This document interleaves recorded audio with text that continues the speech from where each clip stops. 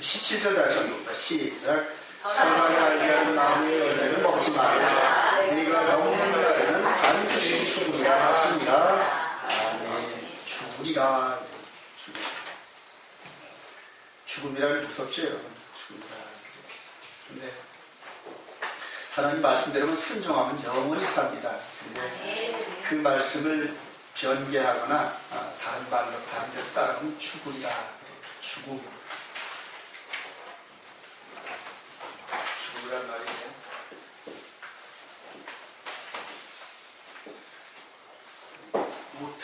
모트란 말인데 정령 죽으리라 이렇게 히브리어 표현이 모트 이 두 개를 쓰더라고요.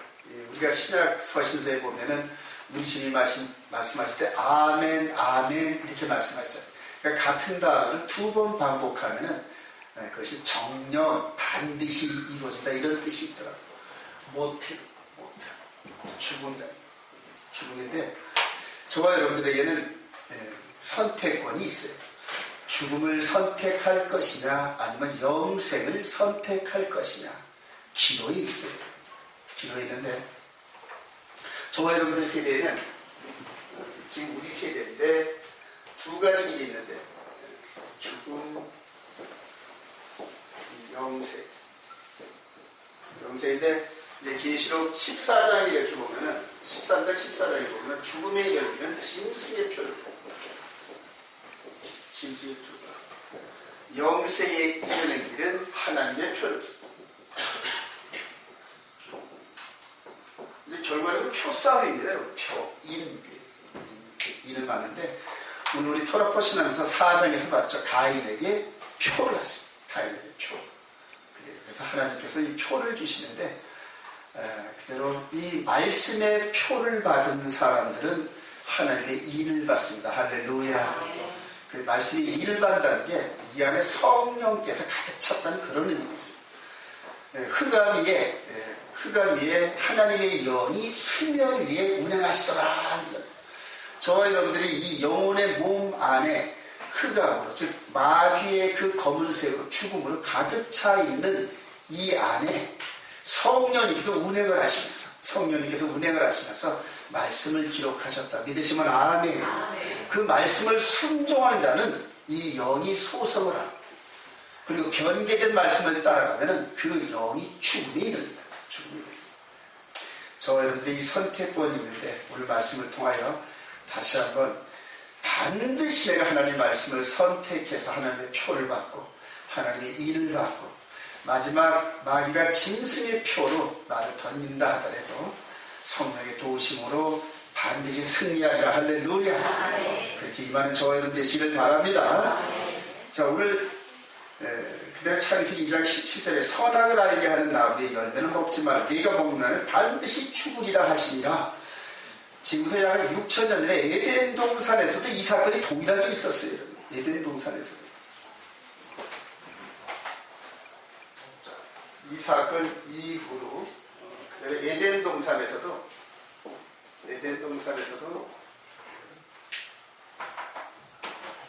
동일한 사건이 있었어요. 생명나무가 있었고 그 다음에 선악을 알게 하는 선악과가 있었어요. 선악과를 먹으면 선악과 열매를 먹으면 정령 죽으리라. 즉 아담이 여기서 선택권이 똑같이 있었단 말이에요. 생명나무는 이제 결과적으로 계시록에서 나온 거 보면은 예수와 그분께서 생명나무라는 것이 드러나고 선악을 알게 하는 나무 이 부분은 그대로 열매를 먹지 말라 이렇게 말씀하시고 두 갈래 길 마지막 2015년 현재 이 부분에서도 생과 사가 갈린 길이 있습니다. 자, 그럼 여기에서 어떻게 하는 것이 영생을 취하는 것이냐? 이제 이것이 저와 여러분들이 직면한 문제입니다.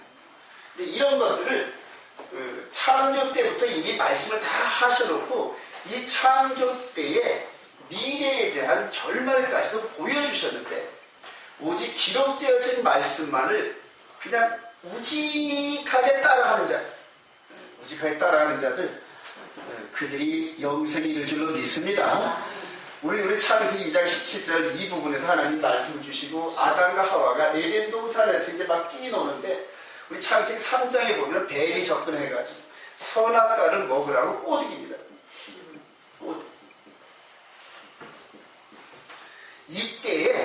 이때에 저와 여러분들이 만약 옆에 있었더라면 어떻게 했을까요?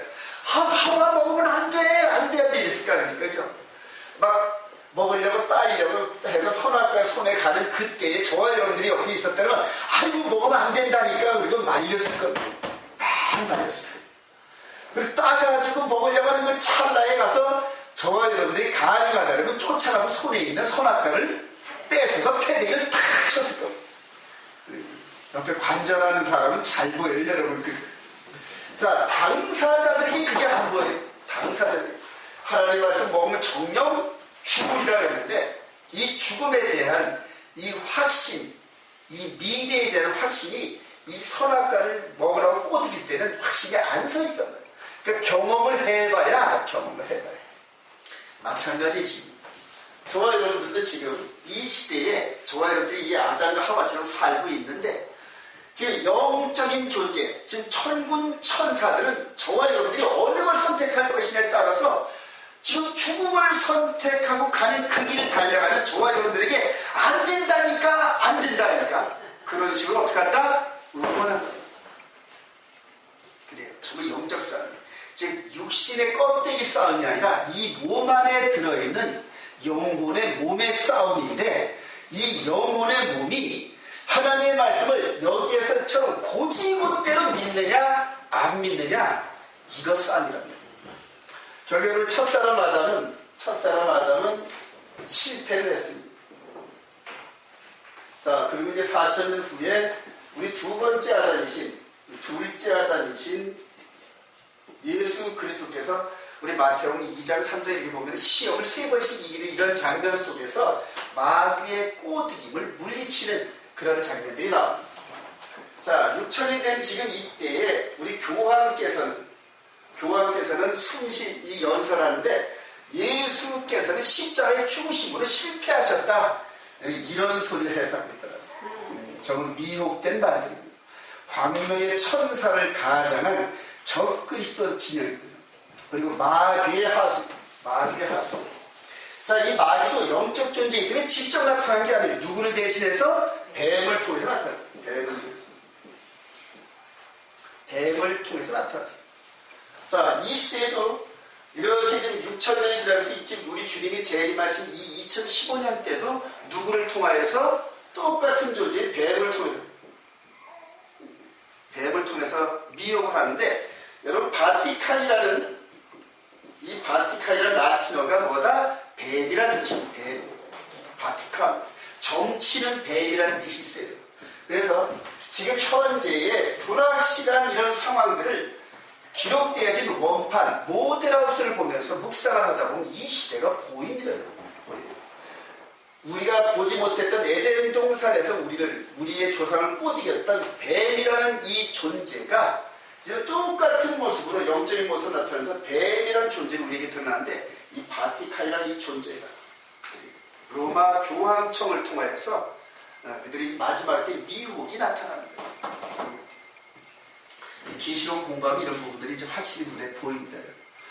자, 오늘 저와 여러분들은 첫사람 아담의 이 교훈을 반면 교사로 삼아서 하나님의 말씀에 이탈하면 정령 죽는다는 이 교훈을 깊이 새기시길 바랍니다. 그러니까 저와 여러분들이 이 영생으로 들어가는 거예요. 저와 여러분들이 이 속사람이 영생으로 들어가느냐 아니면 영벌로 처해져서 불지옥에 들어가느냐, 둘 중에 선택권이 이제 곧 다가오는데 그것이 짐승의 표사권이에요. 짐승의 표사. 자, 여기에서 이 선악과를 먹는 이 꼬드김이 우리 시대를 버전으로 지금 바꾼다면 이 뱀과 이 꼬드김이 무슨 표일까요? 이게 짐승의 표입니다. 하나님의 말씀을 변개해서 미혹해서 넘어뜨리게 하는 이 원본이 짐승의 표입니다. 여기까지 이해가 되시죠?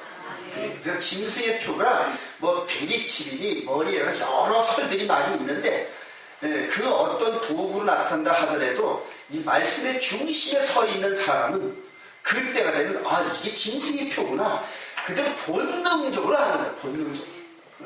그래서 지금 뭐 인터넷에 한참 떠들기는 이런 부분에 여러분들 현혹될 필요가 없어요. 오직 기록되어진 말씀을 충실하게 말씀이 그 토라가 육신이 되어 오시는 예수와를 굳게 붙잡으면 승리할 줄로 믿습니다. 자, 그런데 자, 이 아담 시대 때 에덴 동산 시대와 그 다음에 이제 우리 시대를 연결하는 이 과정에서 계속적으로 이 짐승의 표 사건은 시대를 관통합니다. 시대를 관통하면서 계속적으로 인류의 역사를 지배합니다. 그러니까 여기서 나타나고 갑자기 여기서 나타나냐? 아니에요. 여기에서 빛으로 시작됐다는 이 빛이 계속해서 보이다가 여기에서 벽이 있는 여기서 나타납니다. 물론 이 중간중간 이 빛된 이런 것들이 잘 안 보이긴 하지만 그러나 요 사이에 특정한 사건들을 통하여서 이런 것들이 보여진단 말이에요. 특정한 사건들. 저는 이 특정한 사건 오늘 두 사건만 여러분들에게 알려주시면서 아 이스라엘을 통하여 이렇게 나타났던 이 사건이 마지막 때 짐승의 표 사건이구나. 이걸 깨달으면서 이렇게 조상들이 실패하였던 이런 그 길들을 걷지 않고 그대로 우리 예수 그리스도를 따라서 승리하는 저와 여러분 되시길 정말로 주님의 이름으로 축원드립니다. 두 가지 사건인데 한 가지 사건은 출애굽을 할 때 아론 사건입니다. 출애굽을 할 때 아론 사건인데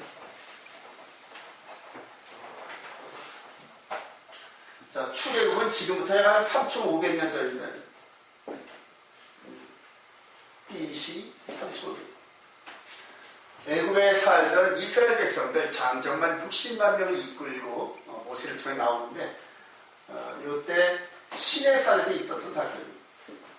시내산의 사건에서 똑같이 짐승의 표 사건이 똑같이 나타납니다. 우리 출애굽기 32장으로 한번 가시죠. 출애굽기 32장.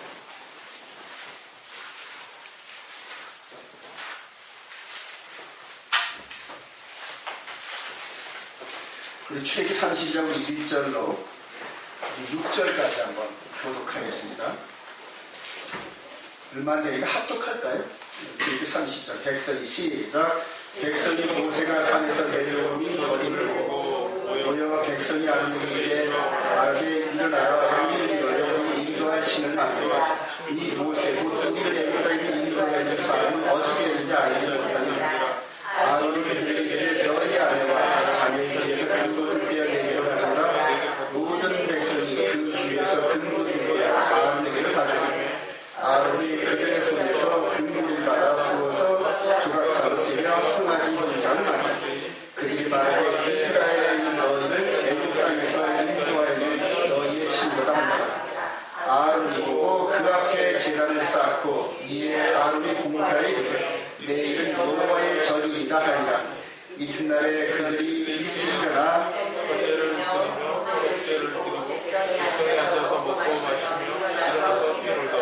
아멘.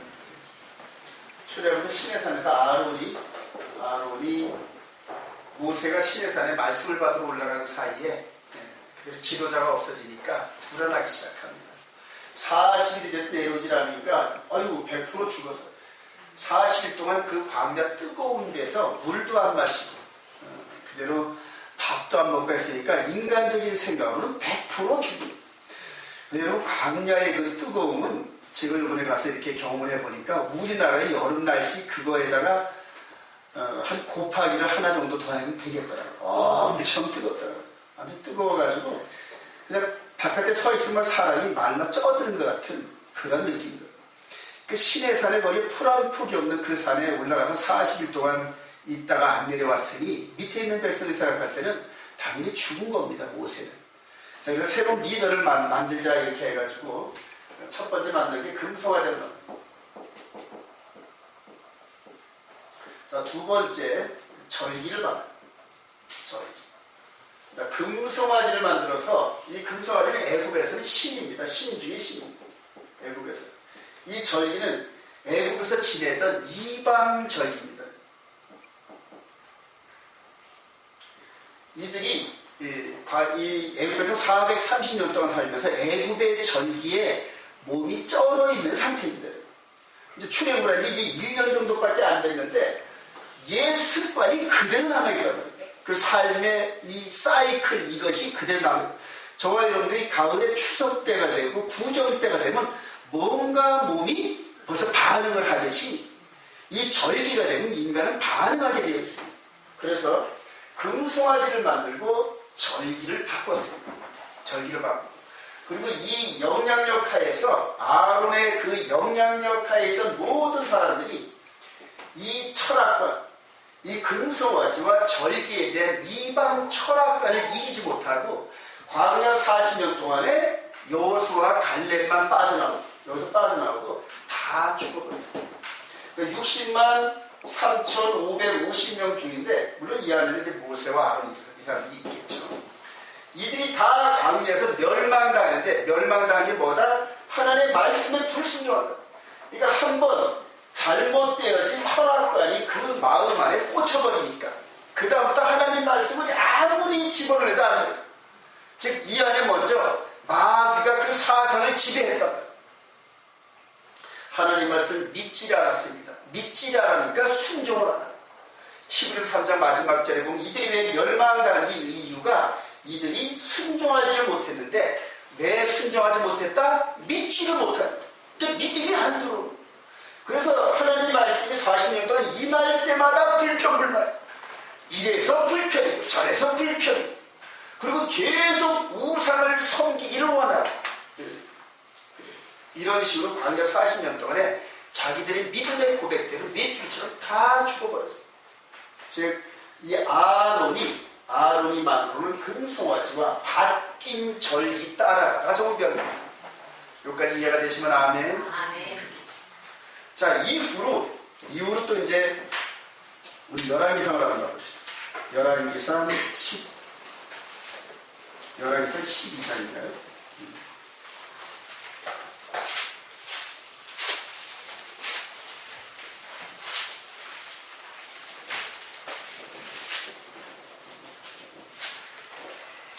자, 열왕기상 12장으로 하겠습니다. 열왕기상 12장, 구약성경 535페이지.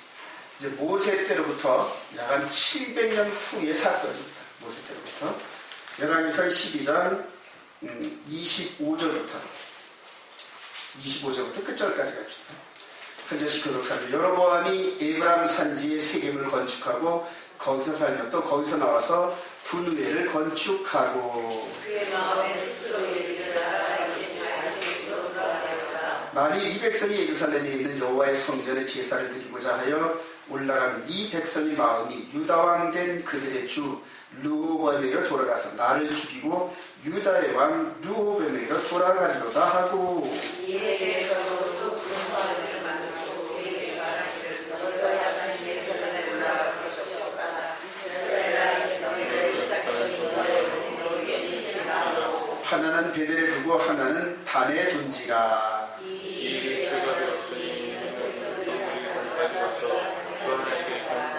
그가 또 산당들을 짓고 레위 자손 아닌 보통 백성으로 제사장을 삼고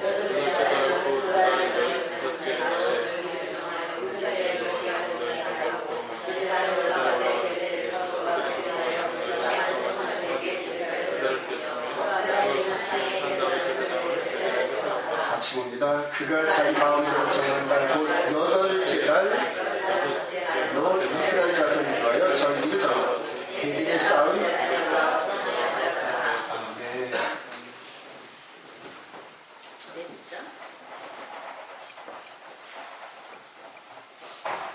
이때가 주전 BC 3,500년이 아니고 1,500년. 예, 주전 약 한 800년 전쯤. 800에서 800. 요 때인데 여로보암이 10지파를 두고 북이스라엘을 창건합니다. 북이스라엘 창건해가지고 나라를 세우는데 그대로 우리나라 남북으로 갈라진 것처럼 그렇게 갈라졌습니다. 그러면서 한 일이 있는데 첫째 금송아지 2개를 만들어가지고 금송아지 2개를 만들어서 하나는 베델, 하나는 단에 뒀습니다. 자, 두 번째 또 뭔 일을 했다? 절기를 바꾼다. 절기를 바꾼다. 자, 금송아지 이거는 무엇을 어긴 겁니까? 두 번째 계명을 어긴 두 번째 계명. 이 절기를 바꾼 것은 뭐를 바꾼 거다? 때. 이 때는 정한 시간인데 이거는 히브리 말로 모에드, 그 다음에 영어로는 appointed time입니다. 정해진 시간, 약속 시간을 얘기합니다. 자, 금송아지를 바꾸고 절기를 바꾸고 여기 이 아론도 금송아지를 바꾸고 절기를 바꾸고 똑같은 패턴이죠. 이것이 마귀가 하는 짓이란 말이에요. 마귀가 인간들을 조종해가지고 하나님의 계명을 바꾸고 그리고 절기를 바꾸고 똑같은 패턴이 2개가 나왔다. 이해가 되시죠? 자, 이렇게 해서 멸망당하고 그 다음에 북이스라엘도 금송아지와 이 절기를 바꾼 시스템화에서 서서히 이방화돼가지고 하나님을 모르게 돼서 하나님으로부터 저주를 받아 멸망이 이릅니다. 자, 똑같죠? 마귀의 하수인들이 미혹돼서 한 일이 계명을 어기고 절기를 바꾸고 계명을 어기고 절기를 바꾸고 여기까지 이해가 되시면 아멘? 그래요. 그럼 나머지 우리 시대 때는 뭐 어떻게 할까요? 지금 교회 시대는 어떻게 될까요? 똑같이 계명을 바꾸고 절기를 바꾸는 거예요. 그래서 이 3가지 패턴이 자, 지금 이 아론 때 1번, 여로보암 때 2번, 그리고 이 교회 시대 때 3번 이 부분이 똑같다.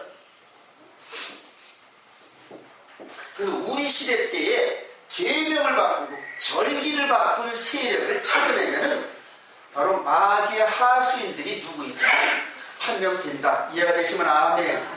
중요합니다. 중요합니다. 자, 다니엘서 7장 6절. 다니엘서 7장.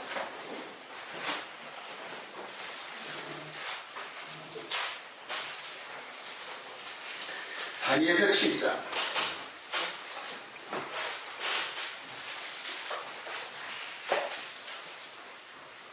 다니엘서는 주전약 600년 전에 남방 유다가 멸망당할 때쯤에 다니엘을 통해서 미래를 지금 예언한 겁니다. 다니엘서 7장 24절부터 봅시다. 23절부터 모신자가 시작.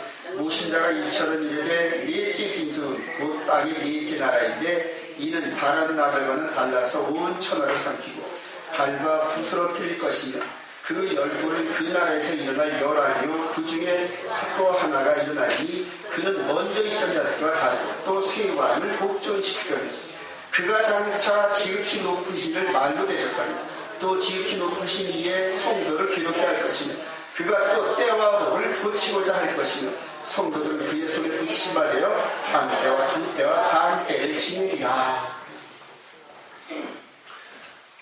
우리 시대와 이 여러분 이 시대 사이에서 주전 약 600년 전에 다니엘의 그 영적 예지력을 통해서 미래에 되어질 즉 예수 그리스도를 통하여서 이루어지는 교회 시대 때에 그들은 마귀의 하수인들이 이렇게 할 것이다 하고 예언한 것이 다니엘서 7장 얘기입니다.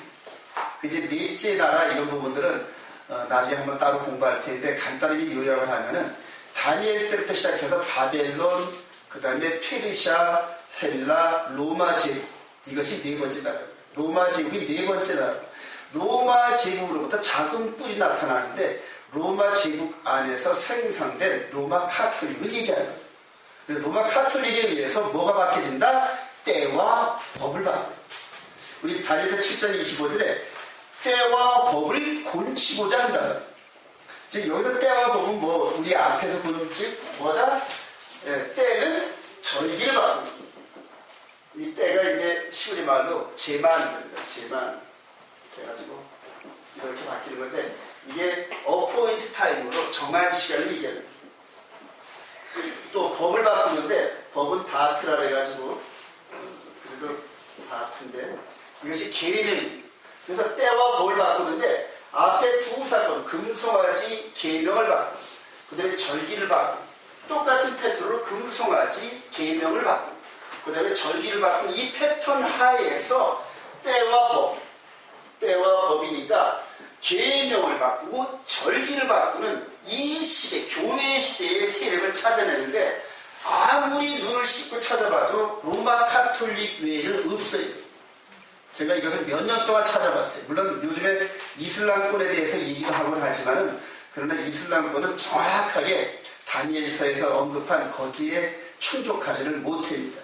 물론 마지막 때 6번째 대적재앙 또 6번째 나팔 때는 한쪽으로 쓰임받는 그러한 세력이 될 수는 있어도 성경에서 지목한 그런 그 목표점은 아닙니다.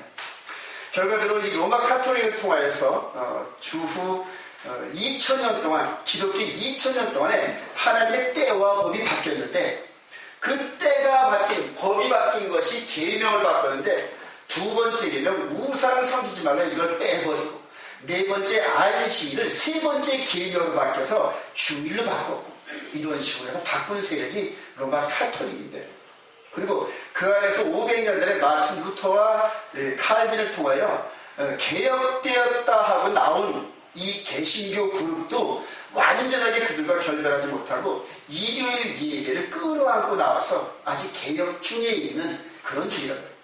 저도 장로교 합동층 목사로서 그 안에 있다가 이제 거기서 뛰쳐나왔는데 지금 이것이 개혁 진행 중이다. 저는 그렇게 인정합니다. 그렇게 해서 그들은 이 시대에 때와 법을 바꾼 그 세력이 로마 카톨릭과 더불어 저와 여러분들이 이전에 섬겼던 일요일 세력이라는 것 여러분 유념하시기 바랍니다. 정신을 바짝 차려야 됩니다.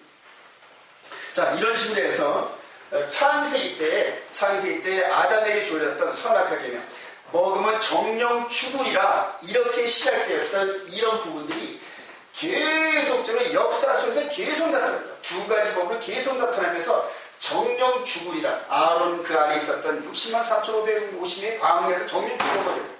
근데 이스라엘 백성들이 하나님의 말씀을 시험하다가 정령 죽임바 되는 즉 그들의 육신과 함께 영이 멸망당하는 결과를 가졌습니다. 이제 가장 중요한 게 저와 여러분들이 이 시대인데 이 시대에 우리 계시록 14장 한번 가보시죠. 이제 과거인데 과거가 왜 중요하냐면 이 시대의 반면 교사가 되니까 중요한 겁니다. 우리 계시록 14장 우리 8절부터 한번 읽습니다. 시작. 또 다른 천사 곧 둘째가 그 뒤를 따라 말하되 무너져도다 큰 성 바빌론이여 모든 나라에게 그의 능력으로 말미암아 진노의 포도주를 먹이던 자로다 하더라. 또 다른 천사 셋째가 그 뒤를 따라 큰 음성으로 이르되 만일 누구든지 짐승과 그의 무서에게 경배하고 이마에는 손에 표를 받으며 그도 하나님의 진노의 포도주를 마시니 그 진노의 전에 섞인 것이 없이 부은 포도주라. 거룩한 천사들 앞과 어린 양 앞에서 불과 유황으로 고난을 받으니 그 고난의 용기가 세세토록 올라가리로다. 짐승과 그의 무서에게 경배하고 그의 이름표를 받는 자는 누구든지 밤낮 쉼을 얻지 못하리라 하더라. 성도들의 인내가 여기 있다. 그들은 하나님의 계명과 예수에 대한 믿음을 지키는 자리라. 아멘. 사랑하시는 여러분, 첫사람 아담도 하나님의 계명 말씀을 굳게 붙잡았더라면 구태에게 쫓겨나고 인생 6,000년의 세상 속에서 이렇게 어려움을 당하지 않았을 겁니다. 그리고 승리하면서 에덴 동산에서 바로 영원한 나라로 들어가는 그런 축복을 맞이했을 터인데 그 시험에서 넘어졌단 말이에요. 동일한 시험이 저와 여러분들에게 임합니다. 하나님은 어제나 오늘이나 영원토록 동일하시고 저와 여러분들의 이 영혼이 아담처럼 이제 두 가지 법에 의해서 시험에 닥쳐 있습니다. 하나님의 일을 받는 하나님의 말씀을 굳게 지키고 나가느냐? 근데 굳게 지키는 그들에게는 핍박이 겸하였다. 마지막 때는 목배임을 당하는 그런 환난과 어려움을 당한다. 이 계시록에는 경고를 하고 있습니다. 자, 그리고 이 세상, 즉 마귀의 하수인들이 제시한 변개된 법, 변개된 법을 수많은 사람들이 따라가면서 넓은 길로 가는 그 길로 가는데, 미혹당하는 그 길인데, 그 길로 함께 가지 않으면 핍박을 당하고 멸시를 당하고 시스템에서 쫓겨나는 그런 일들이 있을 겁니다. 그래서 저와 여러분들이 어느 길을 선택할 것이냐, 미래를 향해서 내 생명, 내 영혼을 어느 쪽에 둘 것이냐, 이런 부분들은 그 누구도 따라갈 수가 없어요. 이 목사도 못 따라옵니다, 여러분들. 또 따라올 수도 없고요. 오직 내 자신이, 나 자신만이 내 영혼을 책임을 지는데, 거기에 대한 확실한 증거는 오직 기록되어진 하나님 말씀 외에는 없습니다. 믿으시면 아멘. 확실합니다. 그래서 저희들에게 주어진 이 계명의 말씀을, 하나님의 계명을 붙잡고 이 계명이 마음판에 기록되게 하기 위해서 예수께서 죽으셨다는 사실, 그 사실 영적 비밀을 깨달으면서 우리 마음판에 기록되어진 이 계명을 굳게 붙잡고 나가는 길만이 영생에 이르는 길입니다. 할렐루야. 그것이 하나님의 뜻입니다. 하나님 모든 사람들이 구원에 이르기를 원하시면서 하나님께서 계속 말씀을 주시고 저와 같은 주의 종들을 통해서 계속 말씀을 선포하는데, 그런데 믿지를 않는다는 것. 한 가지 분야에서 말씀드리면, 제가 이번에 이스라엘에 선교를 내려가는데 ILA라는 그러한 그 선교단체와 함께 갔습니다. 이스라엘 미니스트리 네트워크라는 이스라엘을 사랑하고 섬기고자 하는 그러한 모든 기구들을 하나로 묶어서 통과하는 그런 기구, 거기와 함께 걸어갔는데, 여로보암이 세운 이 금송아지를 세웠던 이 단이라는 곳에 갔다. 헐몬산 밑에 있더라고요. 그래서 이 단을 세운 자국이 있더라고요. 여기에 가서 제가 한 10분 동안 말할 수 있는 기회가 주어져가지고 이 얘기를 했어요. 아론의 이 얘기, 여로보암의 이 얘기, 또 이 얘기를 한 10분 정도에 걸쳐서 하면서 바뀐 법, 즉 일요일법을 따르는 당신들은 곧 멸망이 이를 것이다. 멸망에 이르기 전에 회개하고 돌이켜라. 이런 취지로 말씀을 딱 전했습니다. 한 10분 정도 전했더니 이들의 얼굴이 불그락 예수 안에서 전부 다 믿음으로 은혜로 전부 다 이 율법이 이루어졌는데 뭘 또 지키라는지 이런 식으로 반문하는 사람이 있고 막 그렇더라고요. 그러면서 그 얼굴이 막 불그락하니 멸망당한다 그러니까, 지옥불에 들어간다 그러니까 그렇게 하더라고요. 그러나 한 일주일 정도 지나면서 48명 중에서 반 정도가 과연 그런가 하고 밤에 저희들을 찾아와가지고 2-3시간 동안 얘기를 듣고 가. 이런 식으로 해서 목사님이 그렇게 주장하시는데 보니까 목사님과 또 이제 제 한 동료가 있는데, 거짓말할 사람은 아닌 것 같은데 그런 식으로 주장하는 근거가 무엇입니까 하고 밤에 우리 방을 놓고 해가지고 2시간, 3시간 듣고 그걸 성경을 펴서 그대로 이렇게 증거를. 그래서 신학훈련을 받은 목사님들에게서 말씀이 빨리 전달되더라고요. 이런 식으로 해가지고 결과적으로 말씀이 증거하지 않느냐, 내가 한 말이 아니지 않느냐, 그런 식으로 심각하게 고민해서 머리를 싸매고 돌아가더라고요. 그리고 마지막 오는 그날에는 자기들도 안식을 지켜야겠다, 이런 식으로 해서 저한테 말을 하고 가더라고요. 사랑하신 여러분, 우리 사모님께서 기도하신 그 과정이 말했던 것처럼 저희들에게 깨닫게 하신 그 이유는 저희들만 품고 좋네, 그리고 천국 가네, 할렐루야, 이렇게 하라는 뜻이 아닌데, 예수께서 33장에 보면 파수꾼의 사명이 있습니다. 하나님의 말씀에 진리를 받은 사람은 반드시 그 시대에 파수꾼의 역할을 해야 되는데, 그 말씀을 증거하지 않으면 핏값을, 그들이 미처 듣지 못하고 지옥불에 들어가는 그 핏값을 너희들에게 찾으라, 이렇게 말씀해요. 바울 사도도 그 시대 때 이 진리의 말씀, 복음을 들으면서 그렇게 미친 사람처럼 일평생 동안 복음을 증거한 그 이유가 핏값으로. 그래서 우리 사도행전 20장에 보면 에베소 장로들에게 내가 3년 동안을 너희들에게 눈물을 흘리면서 이 복음을 전했다. 그래서 에베소와 함께 아시아에 거주하는 사람들은 내 말을 전부 들었다. 그래서 내가 아시아 사람들한테 더 이상 핏값이 없다. 두 손을 벌리면서 이렇게 했어요. 그리고 예루살렘의 죽음이 기다리지 뻔히 아는 그 예루살렘을 향한 발걸음을 뚜벅뚜벅 걸어가요. 이제 저와 여러분들에게도 동일한 사명이 맡겨졌어요. 동일한 사명. 이 진리를 깨달으면서 계속 말씀의 능력, 성령의 능력, 기도의 능력을 쌓으면서 가까이 있는 여러분들, 자녀들, 남편, 아내, 부모, 형제들, 이들에게 이 복음을 증거하면서 1차적으로 핏값을 씻으시기 바랍니다. 한 걸음 더 나아가서 교회로 모이면서 이렇게 말씀의 힘을 얻으면서 정말로 새롭게 영적 비밀을 깨닫고 외치는 자들이